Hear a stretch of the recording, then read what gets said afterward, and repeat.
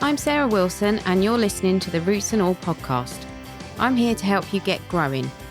Join me as I explore everything plant related both indoors and out and provide the information you need to create your perfect green environment. Hello and welcome back to the podcast. I hope you had a lovely festive break and all the very best to you for the new year. I'm very excited for the start of 2020, new year, new decade. It feels like we have a big challenge ahead to put a lot of things right, but I also feel there is a lot to be positive about and I hope you do too. This first episode of 2020 was recorded in early December, but it is sadly more relevant than ever right now, as we watch the effects of global climate events and, in particular, the wildfires that are destroying many areas, none more so than those taking place in Australia. I know some of you are listening in Australia, and if you're affected by the fires, then I wish you all the best. And I think it's safe to say that anyone watching the coverage of the fires is saddened deeply by the devastation and damage caused to human and animal lives and to the landscape as a whole. My guest for this episode is Saul Elbein. Saul is a freelance journalist who writes non-fiction features for outlets such as the New York Times magazine, the National Geographic, and one that some listeners may be fans of, the radio programme and podcast This American Life. He writes terrific pieces about the environment and the complex and often tense relationship between people and the land. The National Geographic published an article by Saul on December the 9th titled How to Live with Megafires, Portugal's Feral Forests May Hold the Secret, which provides an insight into what conditions are needed for megafires to occur, the effects they have on humans once they take hold, and how we can, and indeed must, be responsible for curtailing these events in the future. However, the way forward is not certain and will undoubtedly involve a large amount of individual responsibility. I began by asking Saul just how much of a problem forest fires are becoming across the globe. Forest fires are getting more numerous, they're happening in more countries, and they're getting much more dynamic. And I think a good case study is what happened in Portugal in my article, which was that you had the combination of a forest that was way more stocked with fuel, in this case, the sort of detritus of the eucalyptus and pine that have been going wild all over that country as the lands have been abandoned. And a really unstable atmosphere that was just charged with energy, both from climate change and also from this kind of air conditioner effect of all of the ice melting in Greenland, which has made kind of I don't know if you have this in Britain, but we call them swamp coolers in the U.S., the kind of window box air conditioners that just pushed this level of stable, cold air against this unstable hot air that was coming off of Europe, and Portugal, that pushed this mass of cold air over the forests of Portugal. So what happened in Portugal, which is pretty similar to what's happened in California, Australia, Chile, Greece, Catalonia, and that's starting to happen in Central Europe, was that a forest fire started that usually when these sorts of fires happen, they bank really big during the day and they get smaller at night as the humidity rolls in and as the temperature goes down. What happened in this specific case, which is really scary, is that when the humidity rolled in from the sea, it kind of evaporated off the front of this fire, which is way bigger than has generally been seen even in the big wildland fires in Europe and California. And it sent this plume of steam up into the atmosphere, almost to the border of space. And because of that mass of cold air, that reaction was contained. When you contain a heat reaction, it makes it much more powerful, like the difference between a blast furnace and a fireplace. And so what all that meant was that it suddenly flash burned this very large area that a lot of people were trying to escape through. And in Portugal, killed about 70 people. In Greece, I think it was closer to 100. In California, it was closer to 100. But in all of these places, the same sort of thing is happening, which is that fires are getting bigger, which makes them more difficult to model, which makes them more difficult to predict, which makes them more difficult to prepare for and escape from. So you mentioned, obviously, California, Australia, places like that. What areas are most at risk? Is it those? And in fact, are there more areas becoming at risk year by year? Yeah, so Marc Castelnau, who is the chief of fire science for the autonomous region of Catalonia in Spain, who basically is the person they turn to before There are thousands of firefighters going into the field to see what's going to happen. He described fire as sort of being the marker of ecosystems that are on the move. His theory was that ecosystems are shifting north. The boreal is moving north into the tundra. The more temperate forests are moving north into the boreal. The plains are expanding. And what happens as these ecosystems move at the fringes of them is fire. And a big part of his case that he's making to people like the European Commission, to the government of California, is that that change can't be resisted really so much as it has to just be lived with. So what all of that is a sort of long way of saying is that right now the most dynamic fires are in what we call Mediterranean landscapes. You get big fires in interior forests in the boreal, the interior forest along the Rockies. But for the really, really bad ones, you need to have that dynamic of a really hot land, which is overgrown with trees, next to a kind of cold ocean. So that's why you see really bad ones in California, Greece, Australia. It's along a sort of sun-baked coastal strip next to a cold ocean. So you're getting them everywhere, but you're particularly getting them in these kind of sun-baked coastal strips that are next to cold oceans that are full of trees, where the land has been abandoned by smallholders and trees have moved into populated areas, or, as in California, where people have moved into these traditional fire lanes where fires have been moving forever. The one other thing I'd add is that because ecosystems are changing, that fire zone is growing. So when Mark Castelnau went to Chile for the first real big outbreak of these new kind of wildfires, he came back and he told the European Commission, it's going to be probably within 5 years we're going to see these in Europe. 5 months later, there were 2 huge wildfire outbreaks in Portugal. So now he's saying probably within 5 years we're going to start seeing the little forest fires that have been breaking out in Central Europe turning into something bigger and scarier, and that's something we need to prepare for. In the UK, we are told that reforestation is the way forward in terms of the climate. And actually, these fires are happening in places that are very densely wooded. But it's not as straightforward as that, is it? There's a reason why they're more susceptible to wildfires in terms of the wood that's actually present. Can you just talk about that a little bit?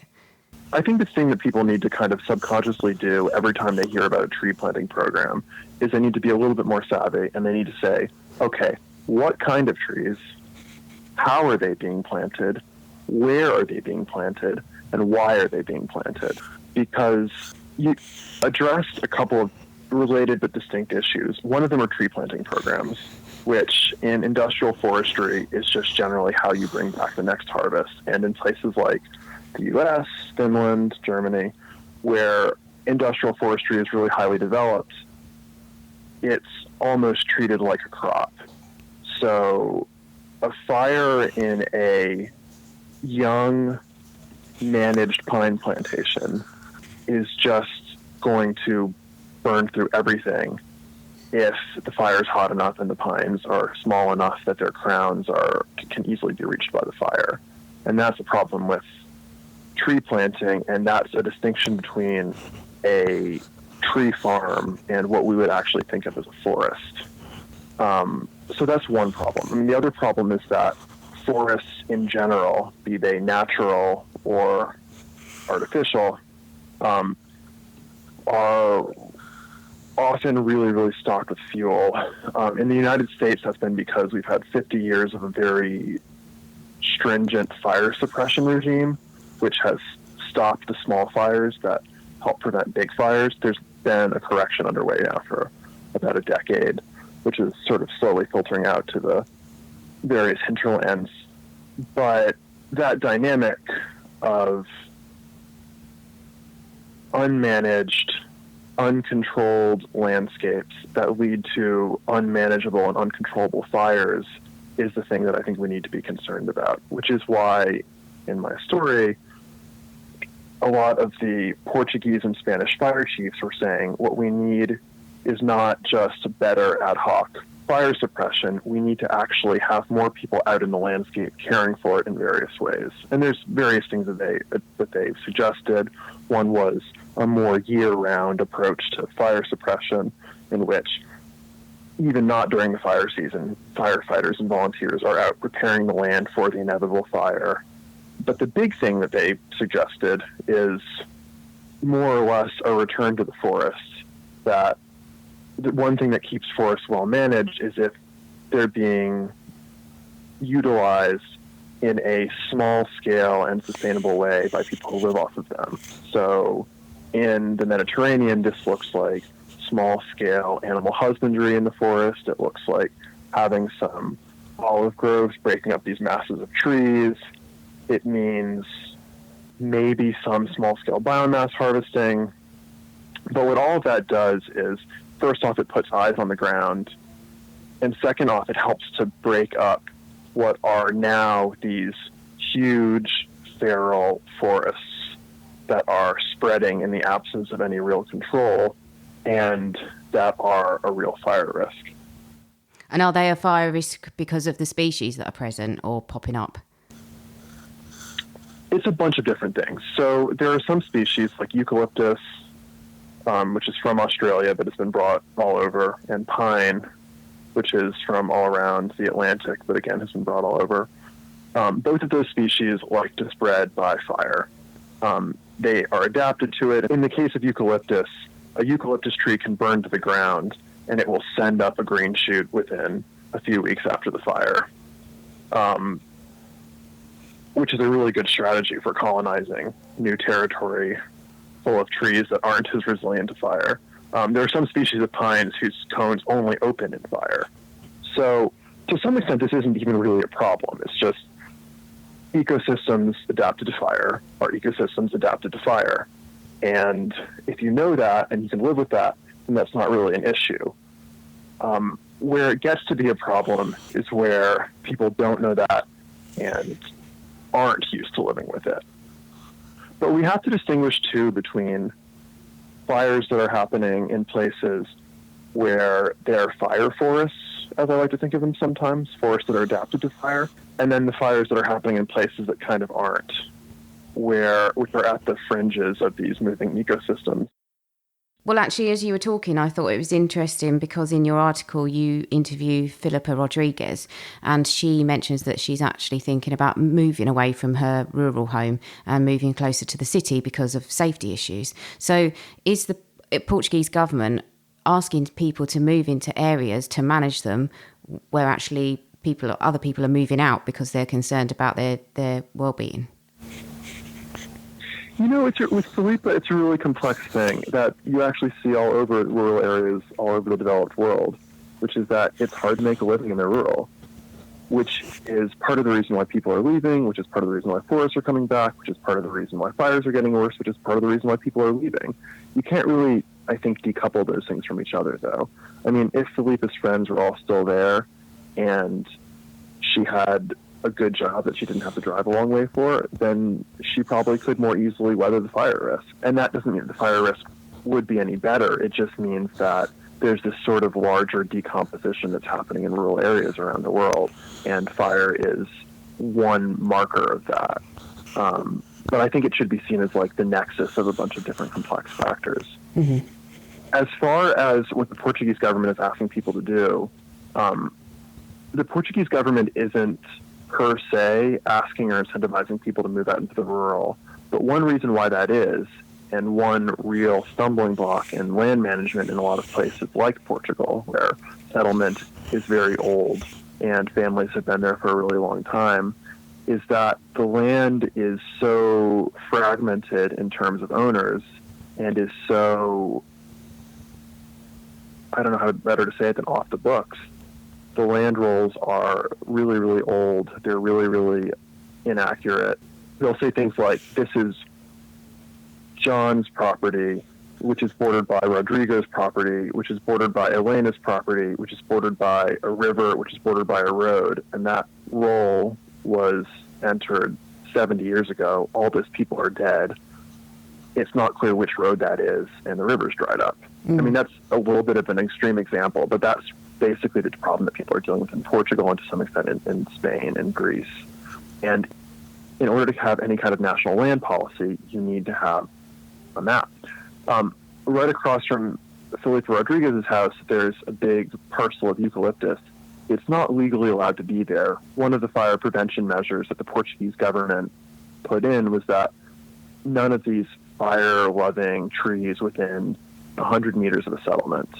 No eucalyptus, no pine. Well, I saw pine and eucalyptus around pretty much every settlement I went to, much closer than that. And in Felipe Rodriguez's case, she walks out every day and sees it 15 feet from her front door, and nobody knows who it belongs to. It's not legal, shouldn't be there, but nobody knows whose it is. There's nobody for the government to go knock on their door and say, hey, tear this down before you get fined. And so that is the first step for the Portuguese, just figuring out who owns what so that they can even begin to address the problem. Yeah, that is a huge problem, obviously. And the other thing that I thought might be a problem is the knowledge still there to manage the lands, or is that kind of dying out as well? Yeah, I mean, I think that's a really big problem, too. I mean, there was a kind of a great cultural dying, like a cultural extinction event almost, in the 1940s and 50s all over the world as people left the land. And one reason for that, which is totally understandable, is, you know, when you can go to the store and get fertilizer, you don't bother with mixing cow shit with pine needles. Like, you know, when you can go to the store and get turpentine, like, you know, to use as a solvent, it's not really worth the trouble to harvest it from pine trees. And there are all these examples like this. I mean, the big thing that happened was the Green Revolution made agriculture way more productive because it infused, you know, the stored wealth of millions of years of energy in the form of fossil fuels. And there was no real way and no real need for rural farmers to compete, so they left the land. And so a lot of those folkways are in some sense coming back, and some have never left. Like, one thing that the firefighters in Iberia, in Portugal, and Catalonia pointed to was just having some farms, like olive groves, cherry orchards, that break up these otherwise unbroken masses of trees will break up the fires. But it's much easier to stop a fire that's moving across this kind of checkerboard of forest and field than it is to stop a fire that's like a wave in this undifferentiated ocean. That's not hugely complex. The other thing is, like, a lot of people are trying to bring back, or are in fact bringing back, more traditional animal husbandry, which was done in forests. Like in the highlands above Barcelona, people are trying to bring back this mixture of modern and traditional shepherding, which uses traditional means and traditional methods. And I can't say too much about this. It's a story I'd love to do, but I haven't done it yet. But in combination with, you know, new marketing and new awareness of markets to make that something that's a little bit more economically sustainable. So I think there is the chance for it to come back. And I think the fact that there is such a service digital economy where people can work for anywhere could mean that there could be people moving back to some of these smaller towns, as is in fact happening in Portugal. The concern there that the Portuguese fire chief raised was that people who just move back in and aren't actually in some way engaged in the land, even if they're doing it part-time when they're, you know, working at their tech job, are just going to be more potential casualties if a really big fire breaks out. Like, there'll just be more people in the way. Portuguese government aren't incentivizing people to go back to the land. They're not pushing people into it. And actually, in your article, you did quote someone, and they said that actually this isn't really a government instructive. This is something that needs to be done from the level of the people. They actually need to take the reins back and do something, interact with the environment in a completely proactive way. And I thought that was really interesting. Do you think that there is actually the onus as much on the individual? Do you think we have been sitting back and waiting for the powers that be to take a lead on this when actually it's not happening?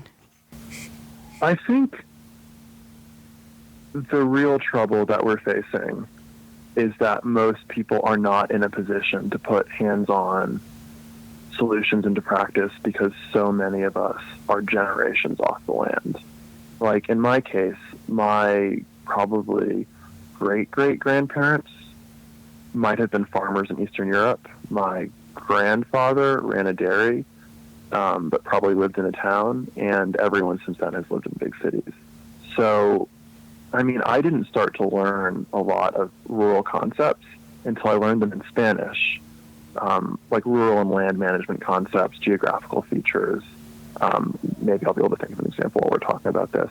But the point was, not until I went to places like Latin America, where there's still a pretty vibrant and frankly prosperous in places peasantry, did I start to learn a working jargon for how forest and agricultural lands work.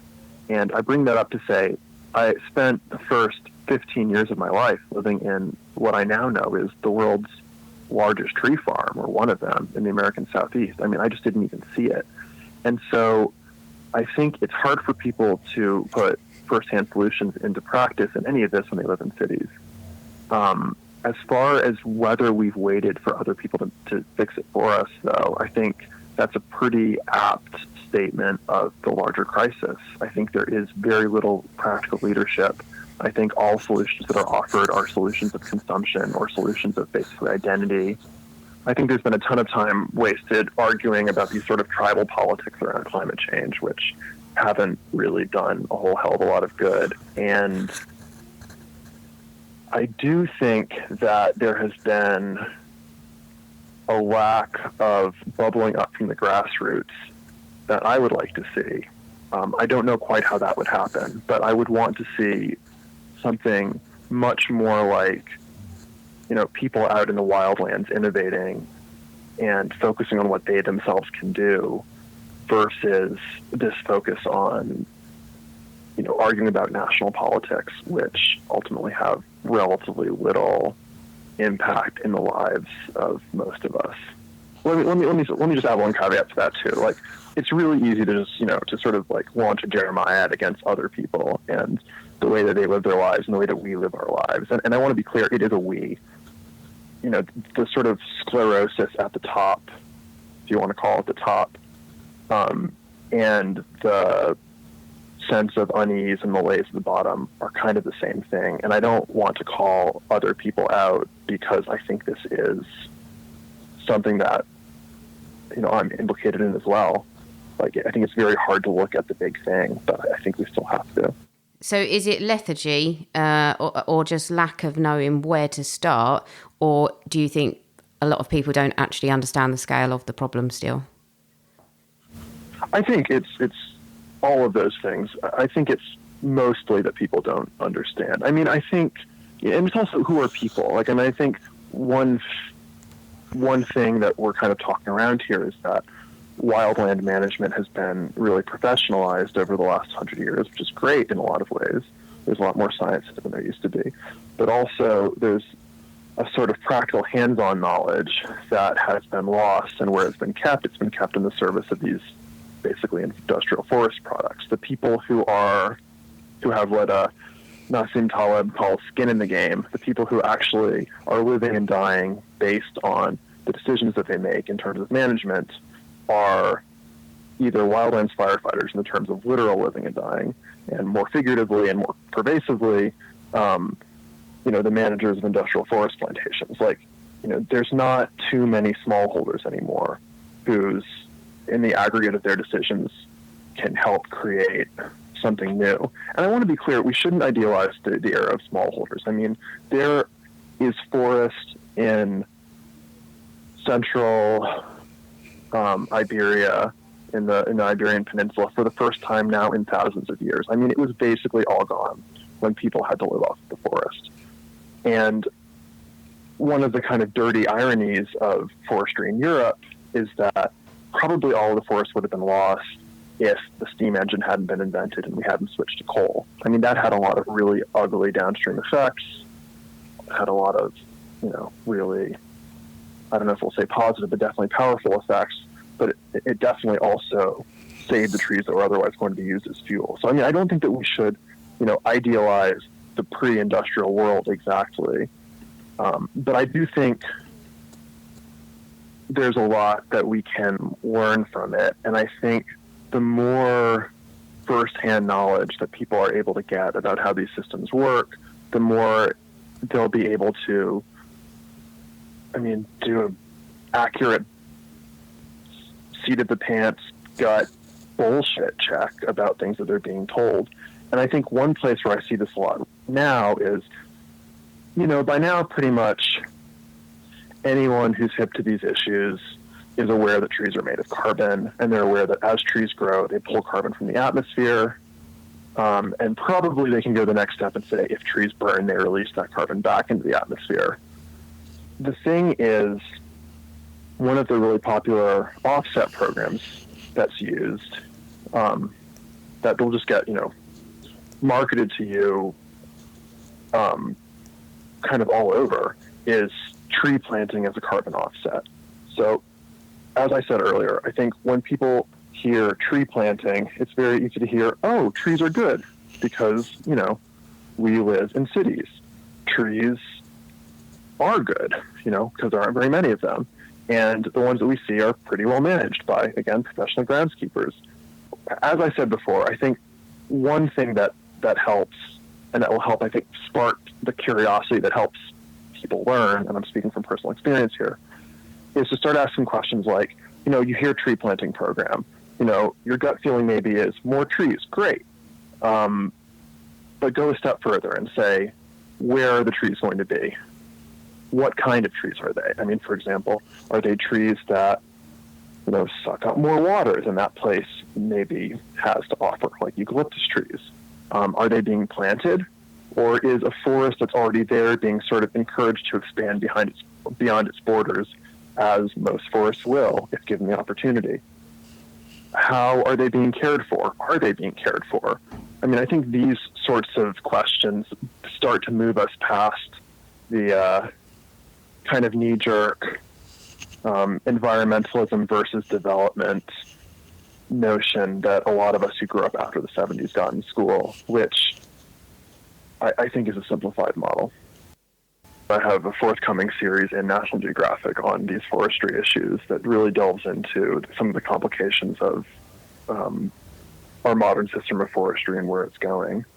I think one thing that I'd like to leave people with is just an image, which helps, I think, to contextualize this stuff. And that image is, I'm going to take you to someplace other than Portugal. I'm going to take you to Estonia for a second.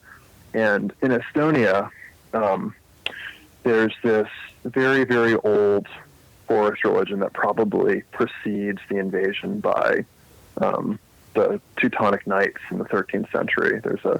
To this day, people will still go out to the woods to get married, to gather water from sacred springs, sometimes even to give birth. And in southern Estonia, there's this notion called the cross tree, in which people traditionally, when somebody died, would go out and bury them, and then halfway back home to their house would stop at a likely tree and carve a cross into it, which would be seen as the resting place for their spirit. Now, I bring that up because I think it's a really good metaphor for kind of what we're dealing with here. In a place like Estonia, and a place like North Carolina, and a place like Spain, a lot of these forests that are burning and that are growing and expanding are forests that have replaced fields. I like the metaphor of the cross tree because it really, I think, hammers home this idea that to some extent forests and human civilization are in an uneasy equilibrium or an uneasy balance. When fields expand and towns expand, forests shrink back. When forests expand into towns, the towns shrink back. And I think all over the world, we're seeing fires in these forests that have expanded over old human settlements. You can go to Spain and Portugal and see photos of the aftermath of wildfires, and you'll note that under the burnt out trees, there's terracing, which shows that the land was improved to support a population and then abandoned. And in the south of the U.S., we have a specific kind of forest called old field pine, which is the specific sort of forest that grows wild over old cotton and other crop fields. And I think what I like about all of these analogies, all of these images, is that they all in different ways point to a relationship between people and forests, and between particularly settled civilization and forests, that is really complex and beautiful, a little bit scary.